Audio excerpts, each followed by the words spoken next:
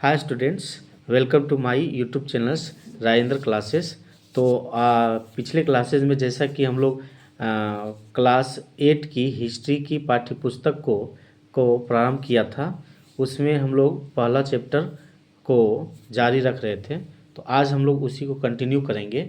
ये हमारा जो फर्स्ट चैप्टर है, कब, कहाँ और कैसे। अब इसमें हम लोगों ने देखा था कि प्रशासन अभिलेख तैयार करता है, तो कैसे तैयार करता है।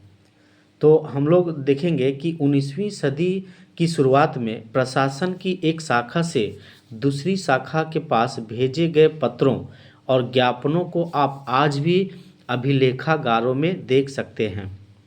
वहाँ आप जिला अधिकारियों द्वारा तैयार किए गए नोट्स और रिपोर्ट पढ़ सकते हैं, या ऊपर बैठे अफसरों द्वारा प्रांतीय अधिकारियों को भेजे गए निर्देश और सुझाव देख सकते हैं। 19वीं सदी के शुरुआती सालों में इन दस्तावेजों की सावधानीपूर्वक नकलें बनाई जाती थी। उन्हें खुशनसीबी के माहिर लिखते थे। खुशनवीसी या सुलेखनवीस ऐसे लोग होते हैं जो बहुत सुंदर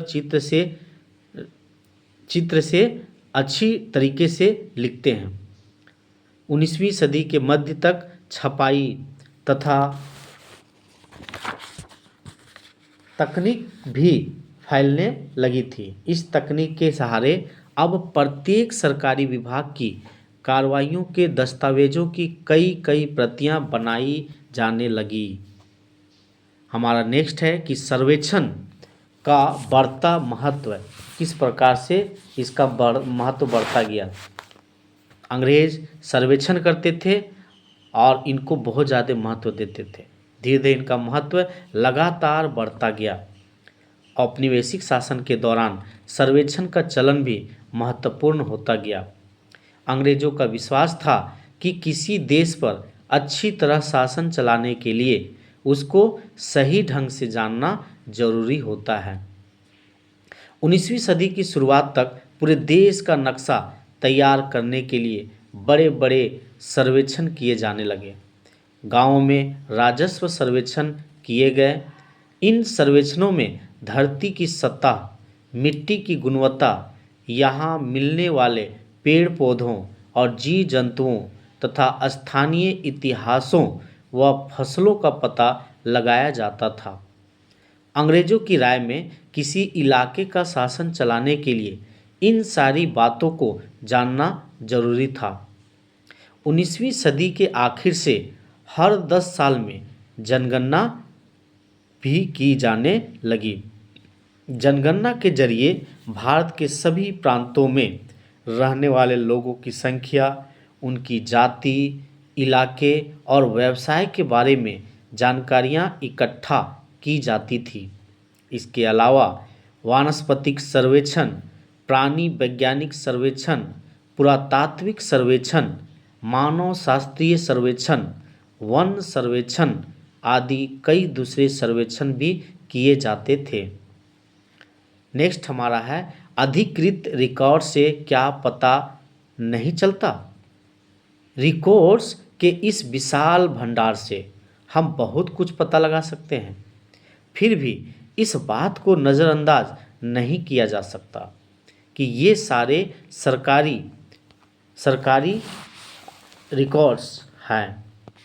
इनसे हमें यही पता चलता है कि सरकारी अफसर क्या सोचते थे, उनकी दिलचस्पी किन चीज़ों में थी और बाद के लिए वे किन चीज़ों को बचाए रखना चाहते थे। इन रिकॉर्ड से हमें ये समझने में हमेशा मदद नहीं मिलती कि देश के दूसरे लोग क्या महसूस करते थे और उनकी कार्रवाइयों की क्या वजह थी। इन बातों को जानने के लिए हमें कहीं और देखना होगा। जब हम ऐसे दूसरे स्रोतों की तलाश में निकलते हैं तो उनकी भी कोई कमी नहीं रहती, लेकिन सरकारी रिकॉर्ड्स के मुकाबले उन्हें ढूंढना ज़रा मुश्किल साबित होता है। इस लिहाज से लोगों की डायरियाँ, तीर्थ यात्राओं और यात्रियों के संस्मरण, महत्वपूर्ण लोगों की आत्मकथाएं और स्थानीय बाज़ारों में बिकने वाली लोकप्रिय पुस्तिकाएं महत्वपूर्ण हो जाती है। जैसे जैसे छपाई की तकनीक फैली, अखबार छपने लगे और विभिन्न मुद्दों पर जनता में बहस भी होने लगी। नेताओं और सुधारकों ने अपने विचारों को फैलाने के लिए लिखा।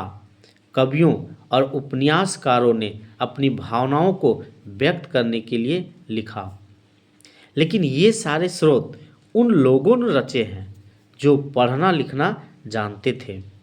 इनसे हम यह पता नहीं लगा सकते कि आदिवासी और किसान, खदानों में काम करने वाले मजदूर या सड़कों पर जिंदगी गुजारने वाले गरीब किस तरह के अनुभवों से गुजर रहे थे।